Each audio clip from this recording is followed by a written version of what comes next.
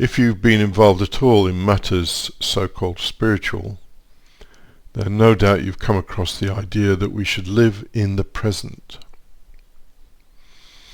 I've got news for you.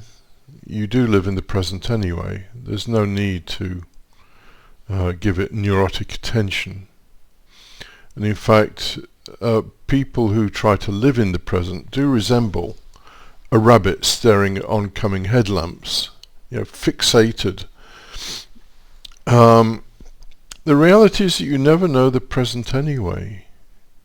Even if you give your attention to whatever, what you're looking at or whatever, that has taken a certain amount of time for your senses to register and for your brain to process. So it's the past anyway. So you can't live in the present. So I would advise really that you forget about the present. It doesn't really exist. And this frees us up to start focusing on the past and the future. Now there is something fairly important that you need to remember when you're processing the past and the future, and in fact when you're processing almost anything in terms of thought, and that is that you are dealing with images. So let's say you're reminiscing about some great day out you had a year ago or something. That's fine, do it. It will enrich your life. But the one thing to do is just to remember that you're dealing with images, imagination.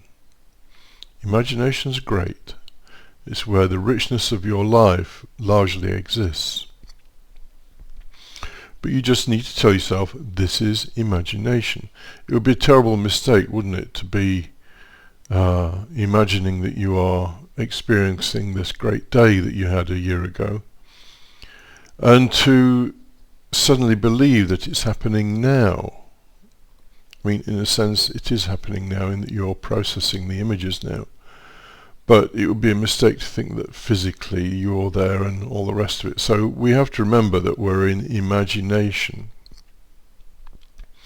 The same with the future. You can imagine your future, and in fact people do anyway. For you to get out of bed in the morning, you have to imagine your future. So the present moment has very little value really, and if you do try to be in the present, you will end up probably in not a very good state, because the present moment doesn't hold anything, and you will end up like that rabbit staring into oncoming headlamps, unable to give your attention to anything that's happening one side of you or the other. So take my advice, forget about the present. You live in the present anyway, your own present, and give your attention as much as you want, if you want to the past or the future. Just remember that you're dealing with images, not with your sensory input as it is right now, although really there's no now. You're not dealing with sensory input, you're dealing with images. And you'll find that your life becomes so much richer than staring into the vacuous, empty now that doesn't really exist.